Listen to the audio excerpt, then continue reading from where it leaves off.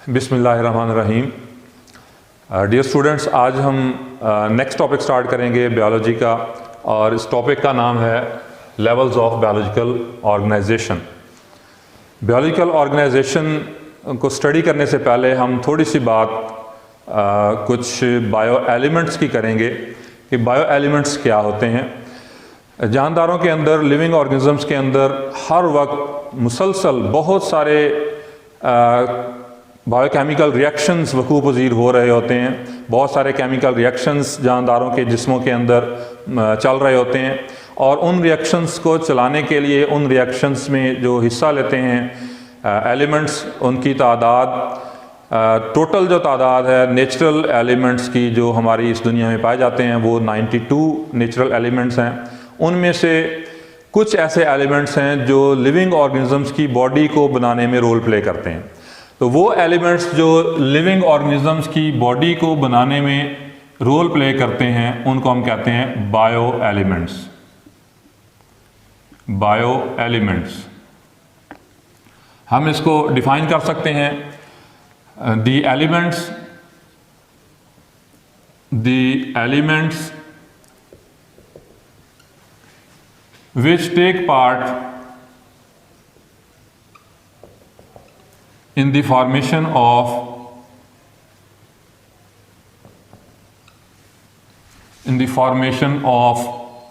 bodies of living organisms. These elements are called bioelements। वो elements जिनको हम किसी भी जानदार की कंपोजिशन में हम देखते हैं, जानदार की बनावट में वो शामिल हैं, जानदार के जिस्म को बनाने वाले मॉलिक्यूल्स में जो बायो एलिमेंट्स इस्तेमाल होते हैं, उन एलिमेंट्स को हम नाम देते हैं बायो एलिमेंट्स का। तो ये टोटल हमारे पास जो नेचुरली अकरिंग एलिमेंट्स हैं उनकी तादाद है, टोटल एलिमेंट्स नेचुरली जो अकरिंग है, elements in nature, naturally occurring, उनकी तादाद है 92। और जो लिविंग ऑर्गेनिजम्स के अंदर जो एलिमेंट्स लिविंग ऑर्गेनिज्म की स्ट्रक्चर को बनाने के लिए जो उनकी बॉडी को बनाने में रोल प्ले करते हैं, उनकी तादाद है 16 elements found in the bodies of living organisms, that is 16।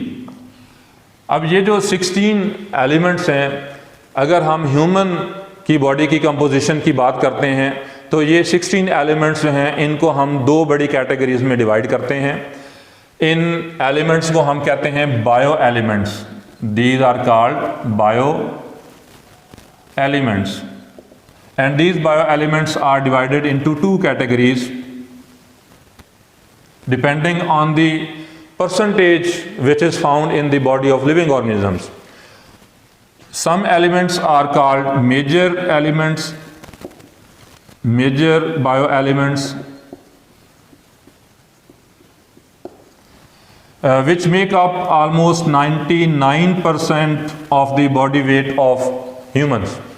यानी इंसान की बॉडी के अंदर, इंसान के जिस्म के अंदर 99% जो है वो जिन एलिमेंट से मिलकर बना है उन एलिमेंट्स को हम कहते हैं major bio elements.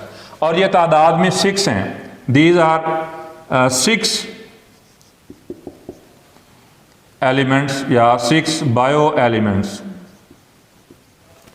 Which are called major bio elements. अगर हम इनके नामों की बात करते हैं तो इनमें हमारे पास सबसे ज़्यादा जो कंसंट्रेशन, सबसे ज़्यादा मिकदार जो जिस एलिमेंट की है दैट इज़ कॉल्ड ऑक्सीजन।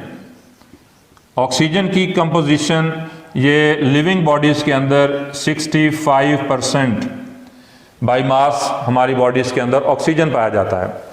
अगर हम बात करते हैं दूसरे नंबर पर जो एलिमेंट पाया जाता है उसका नाम है कार्बन, और कार्बन की जो कंपोजिशन है बॉडी के अंदर वो है 18%। जो थर्ड नंबर पर एलिमेंट आता है जो ह्यूमन बॉडी की कंपोजिशन में इस्तेमाल होता है, उसका नाम है हाइड्रोजन। हाइड्रोजन जो है ये हमारी बॉडीज़ के अंदर 10% की रेशो में पाया जाता है। इसी तरीके से जो नाइट्रोजन है उसकी तादाद, उसकी मिकदार, नाइट्रोजन हमारी बॉडी में ये 3% मौजूद होता है। कैल्शियम जो है ये हमारी बॉडी के अंदर 2% है, और फास्फोरस जो है ये हमारी बॉडी के अंदर 1% है। ये जो बायो एलिमेंट्स हैं जो तादाद में 6 हैं, अगर इनकी कंपोजिशन को हम टोटल करें तो ये 99% of the total body mass ये हमारे बॉडी के अंदर ये 6 बायो एलिमेंट्स मौजूद हैं। कुछ ऐसे एलिमेंट्स हैं जो तादाद में, मिकदार में बहुत थोड़े हैं और वो total 1% of the body mass बनाते हैं, तो उनको हम कहते हैं माइनर बायो एलिमेंट्स। और ये 1% ऑफ द बॉडी मास ये हमारा ये एलिमेंट्स जो हैं वो बनाते हैं, और इनकी तादाद 10 है। यहाँ पर जो एलिमेंट्स हमारी बॉडी को बनाते हैं वो इन 16 में से 10 ऐसे हैं जो कि माइनर बायो एलिमेंट्स कहलाते हैं। और इन 10 में कौन कौन से एलिमेंट शामिल हैं उसकी अगर हम बात करें तो हमारे पास जो पोटाशियम है, पोटाशियम इसकी जो कंपोजिशन है ये हमारी बॉडी के अंदर 0.35% है। अगर हम बात करते हैं सल्फ़र की तो सल्फ़र 0.25% है। इसी तरीके से अगर हम बात करते हैं क्लोरीन की तो क्लोरीन हमारे पास 0.15% है। और अगर हम सोडियम की बात करते हैं तो सोडियम हमारे पास ये भी 0.15% है। उसके बाद अगर हम बात करते हैं मैग्नीशियम की तो मैग्नीशियम की जो मिकदार है ये हमारी बॉडी में 0.05% मौजूद होती है। और आयरन जो है ये हमारी बॉडी के अंदर इसकी मिकदार होती है 0.004%। अगर हम इसकी थोड़ा MCQ पॉइंट ऑफ व्यू से प्रैक्टिस थोड़ी सी करें तो हम देखेंगे कि इन दोनों एलिमेंट्स की यानी पोटाशियम और सल्फ़र की टोटल कंपोजिशन ये हमारे पास बन जाती है 0.6%, और क्लोरीन और सोडियम की जो कंपोजिशन है ये बन जाती है हमारे पास 0.3%, और इन चारों की अगर हम देखेंगे तो ये हमारे पास 0.9% है। यानी इस 1% का 0.9% जो है वो ये 4 एलिमेंट्स हैं। ठीक है, इन 10 में से ये 4 जो हैं ये मेजर रोल प्ले करते हैं लिविंग ऑर्गेनिजम्स की बॉडी कंपोजिशन में। इसके बाद कुछ ऐसे एलिमेंट्स हैं जो बहुत ही थोड़ी मिकदार में पाए जाते हैं, उनको हम ट्रेस एलिमेंट्स भी कहते हैं। जैसा कि हमारे बॉडी के अंदर जो जिंक है, इसी तरीके से कॉपर है या मैंगानीज है और जो आयोडीन है, ये सारे के सारे ये कहलाते हैं ट्रेस एलिमेंट्स। यानी इनकी कंपोजिशन, इनकी परसेंटेज बहुत ही थोड़ी है ह्यूमन बॉडी के अंदर।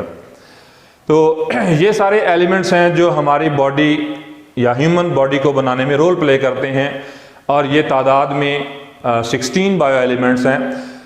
हमारी जो FSC की बुक है उसमें यही 16 बताए हुए हैं ह्यूमन की कंपोजिशन में। कुछ और बुक्स में थोड़ी सी कुछ और एलिमेंट्स भी हैं, और जो रिसर्च बढ़ती चली जा रही है तो कुछ और एलिमेंट्स भी लिविंग ऑर्गेनिज्म की कंपोजिशन में मिलते हैं, लेकिन मेजर जो है हमने यही याद करनी है क्योंकि हमारी बुक में ये दिए हुए हैं।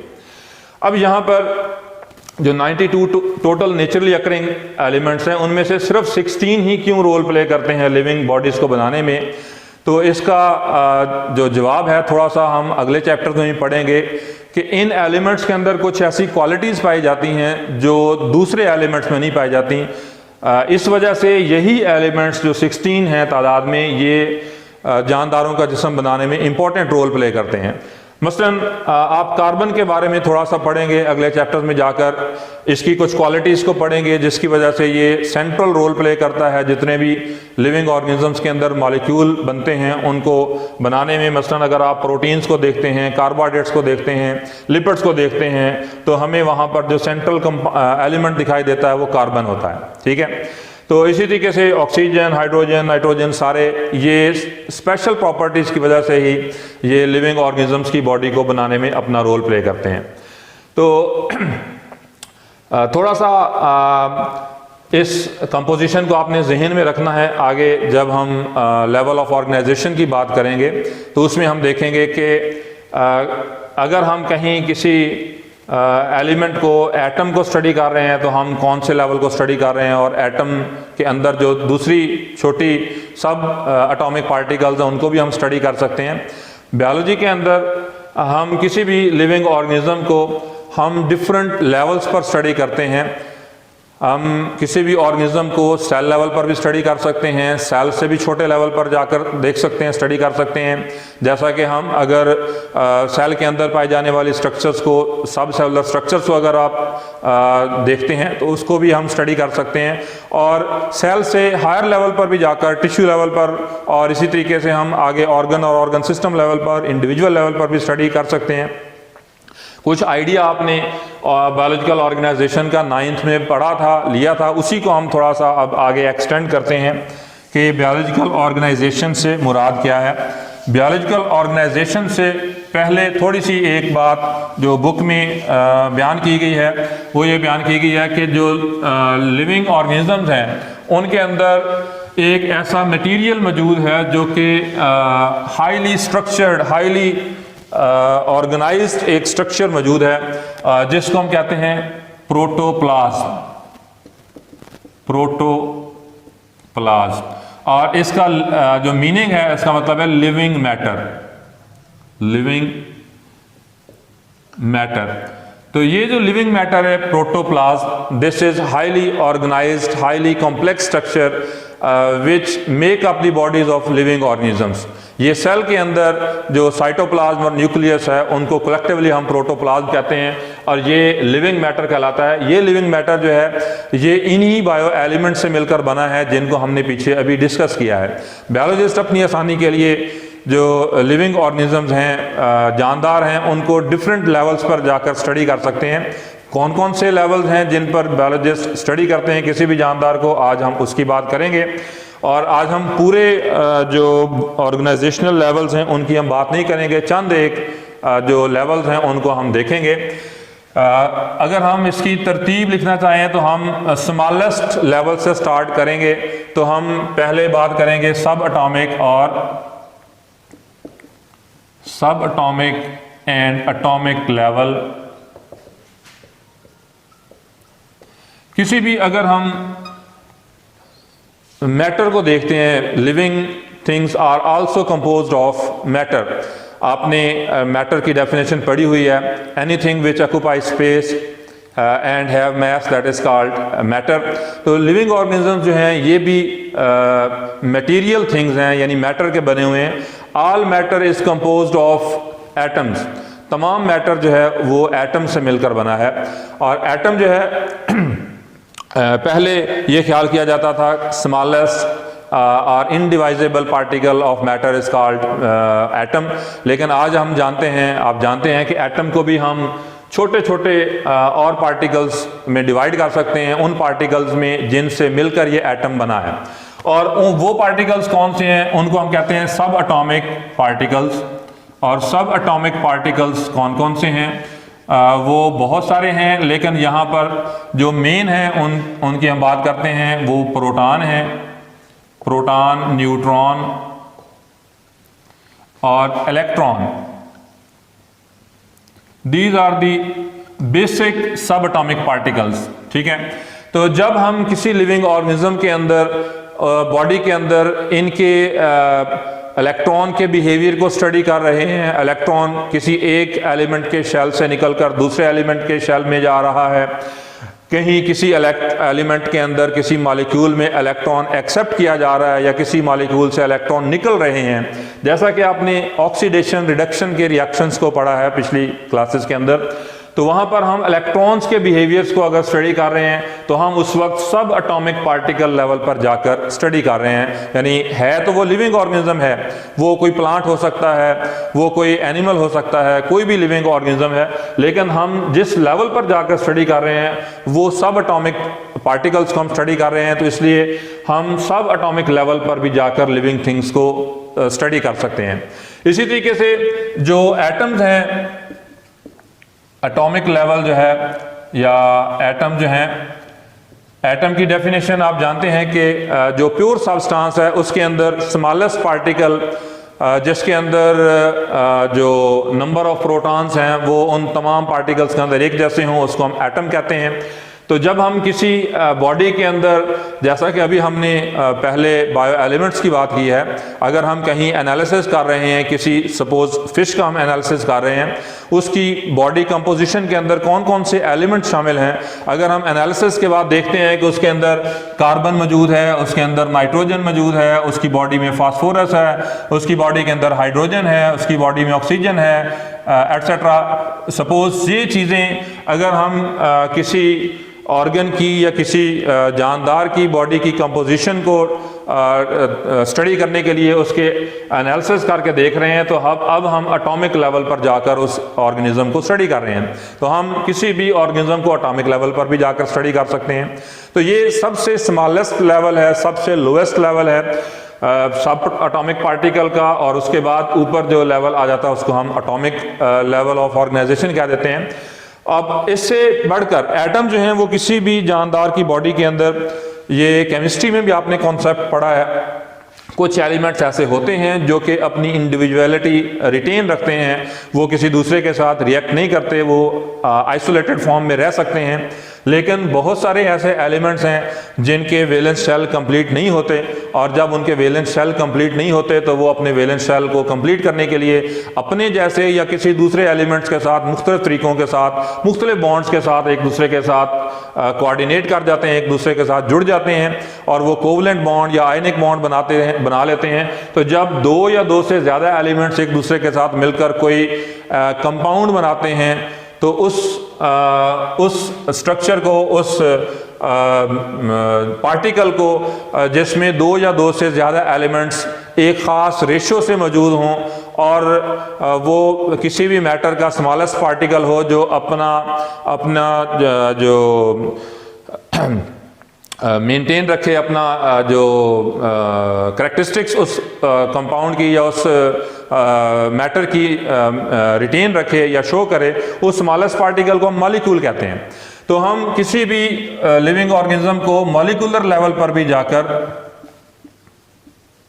मॉलिक्यूलर लेवल इस पर भी जाकर स्टडी कर सकते हैं। मसलन हम एक बात यहाँ पर करते हैं कि जो कार्बन है और ऑक्सीजन है, ये एक दूसरे के साथ जब कंबाइन करते हैं तो कार्बन ऑक्सीजन के साथ इस तरीके से कार्बन डाइऑक्साइड के सूरत में कोई मॉलिक्यूल बना सकती है।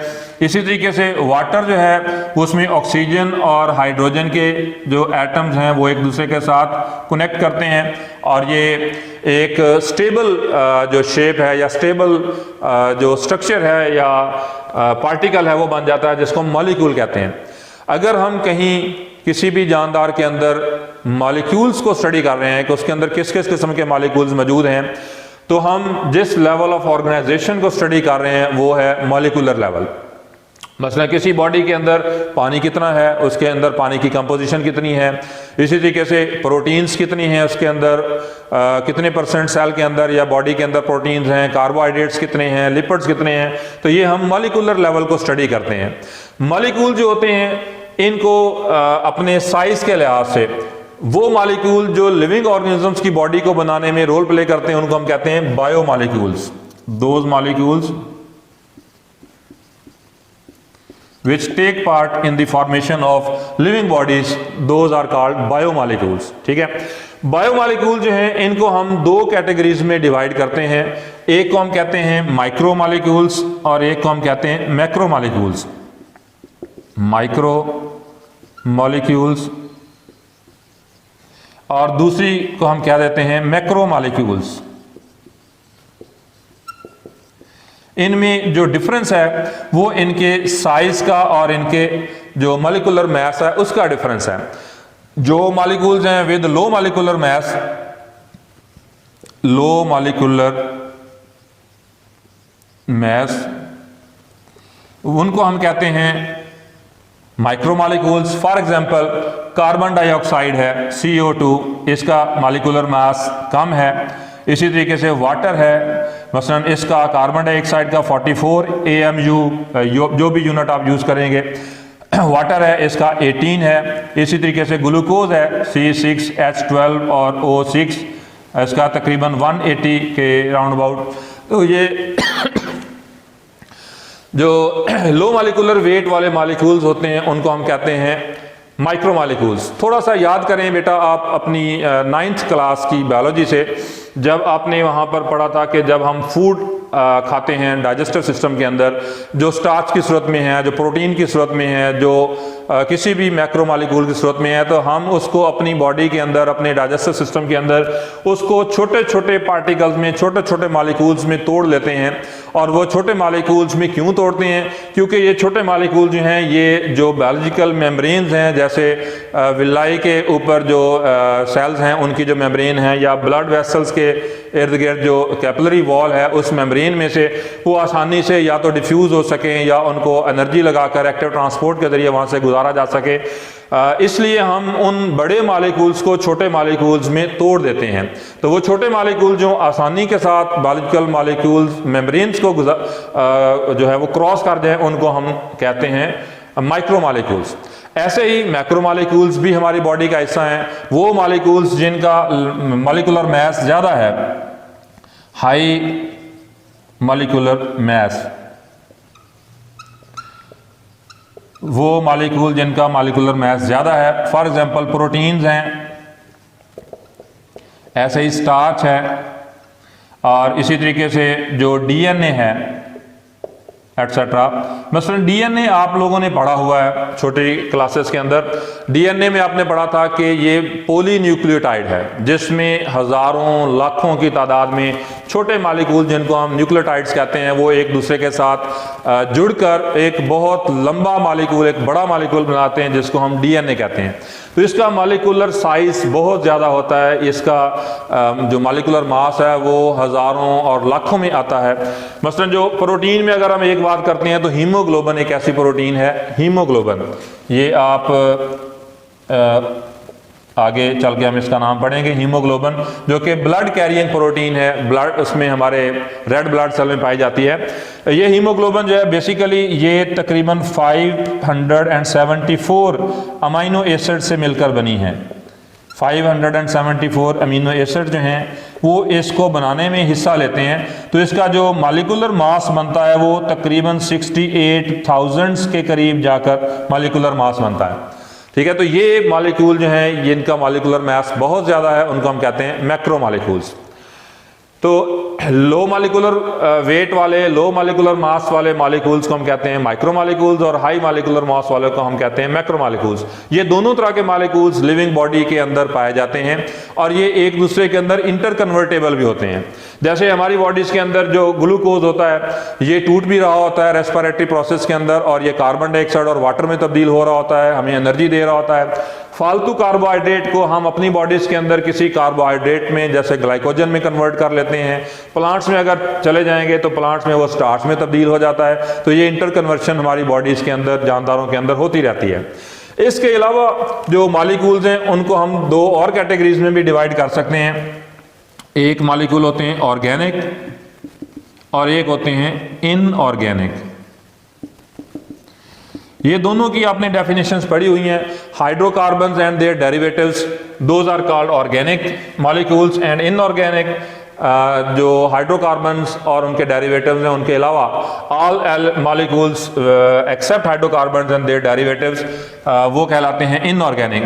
तो ये मालिक्यूल भी हमारी बॉडीज़ के अंदर पाए जाते हैं। मसलन ऑर्गेनिक कंपाउंड्स की बात करेंगे तो ये हमारे पास जो प्रोटीन्स वगैरह हैं ये सारे ऑर्गेनिक हैं। और अगर हम इनऑर्गेनिक की बात करेंगे तो हमारी बॉडीज़ के अंदर अगर हम कहीं सोडियम क्लोराइड की बात करते हैं, अगर हम बात करते हैं हमारे स्टमक के अंदर हाइड्रोक्लोरिक एसिड है, ठीक है, इसी तरीके से हमारी बोन्स के अंदर जो है वो कैल्शियम फॉस्फेट है, सपोज जो इस तरह के कंपाउंड्स हैं, ये सारे हमारे इनऑर्गेनिक जो मॉलिक्यूल्स हैं ये हमारी बॉडी के अंदर ये भी मौजूद होते हैं। तो आज के लिए बेटा हमने सिर्फ 2 लेवल जो हैं वो डिस्कस किए हैं, सब एटॉमिक और एटॉमिक लेवल और उसके बाद मॉलिक्यूलर लेवल। इससे आगे इंशाल्लाह हम अगले लेक्चर में बात करेंगे। अस्सलाम वालेकुम।